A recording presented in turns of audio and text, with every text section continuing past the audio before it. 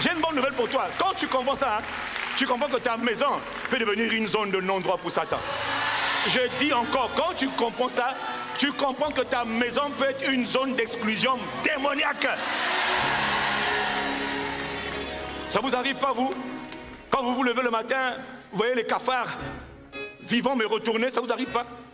Tu rentres dans ta maison, tu vois que les animaux sont morts, mais en fait ils sont pas morts.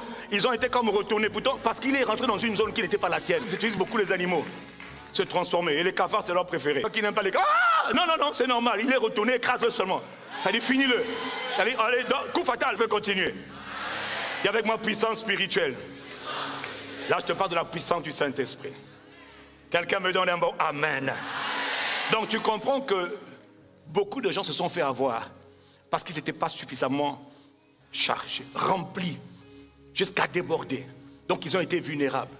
Vulnérables devant un homme, vulnérables devant une femme, devant une sœur, de l'église ou hors de l'église. Frère, le monde est un endroit dangereux.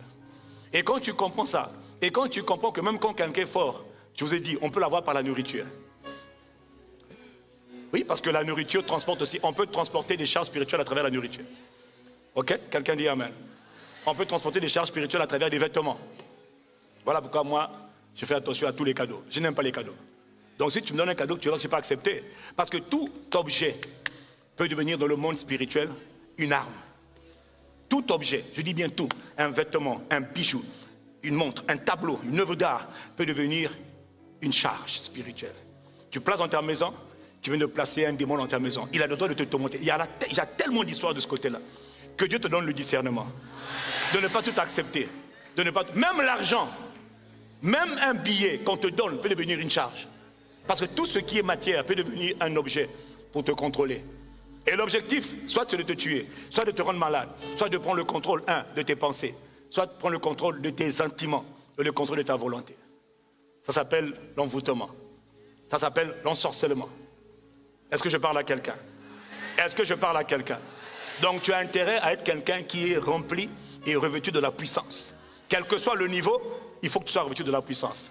Et là j'ai des choses à te dire. Quelqu'un dit amen et je continue. Jésus est venu. Jésus pendant 30 ans n'a rien fait. Jésus a reçu le Saint-Esprit. Dit amen.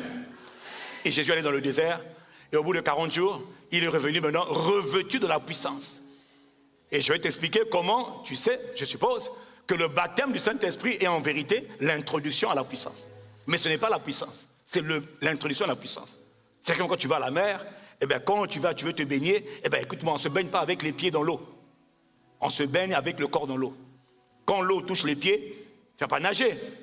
Mais au moins tu commences au moins à goûter au moins à l'eau. L'eau, tu dis, l'eau est froide. Oui, c'est une expérience. Mais ce n'est pas tout. Il faut que l'eau monte. Il faut que tu avances en eau profonde. Pour nager, il faut que tu avances. Or, beaucoup, on a vu que l'eau était froide. Oh, c'est chaud, c'est froid. Oui, c'était pour te montrer qu'il y en a qui n'ont jamais goûté l'eau. Toi, moi, tu peux dire que l'eau est froide. Il y en a qui ils ne savent même pas c'est quoi l'eau. Jésus a dit, après avoir fait toutes ces années, 3 ans et demi avec eux, il dit, j'enverrai sur vous ce que mon Père a promis. Mais vous demeurez dans la ville, jusqu'à ce que vous soyez revêtus. Jésus leur a promis le revêtement. Il a dit quoi? Jusqu'à ce que vous soyez revêtus. Qu'est-ce qu'il a promis? Le revêtement. C'est ce qu'il promet ce soir encore. Jésus a promis quoi? Le revêtement de quoi? De la puissance. Vous serez revêtus de la puissance. Restez, parce que sans la puissance, vous ne pourrez rien faire. Sans la puissance, vous serez vulnérable. Et ce Jésus qui dit ça là, souviens-toi, lui il a été rempli du Saint-Esprit et il a été revêtu. Sauf que lui, son revêtement là, il a atteint les sommets les plus intenses en termes de revêtement. Mais même si tu n'es pas encore à ce niveau de revêtement comme Jésus, tu peux au moins avoir un niveau. Quelqu'un dit amen.